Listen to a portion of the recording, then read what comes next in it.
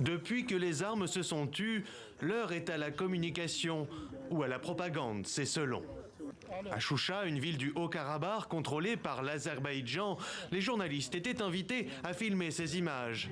Des centaines d'armes légères, mais aussi ces chars marqués d'une croix blanche, saisis aux séparatistes. Officiellement, il s'agit là de l'opération de démilitarisation des forces sécessionnistes arméniennes engagées après le cessez-le-feu négocié suite à l'offensive éclair de Bakou. Il s'agit d'une coopération étroite avec les forces russes de maintien de la paix pour mener à bien la démilitarisation et aussi pour soutenir les civils, ceux qui ont besoin d'aide.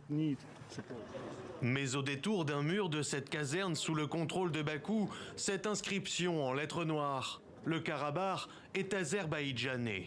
Voilà qui explique peut-être les craintes de la communauté internationale. En contrebas de Choucha, Stepanakert, considérée comme la capitale du Haut-Karabakh. La ville est encerclée par les troupes azerbaïdjanaises. C'est ici qu'ont été amenées par les forces russes ces familles arméniennes évacuées de leur village. Des centaines de déplacés qui manquent de tout. Nous n'allons pas rester ici. Nous ne voyons plus d'avenir dans le Haut-Karabakh. La seule condition est de prévoir un couloir humanitaire pour que l'on puisse quitter notre pays. Hier, samedi, le premier convoi d'aide humanitaire depuis 9 mois est entré dans la région par le corridor de Latchine.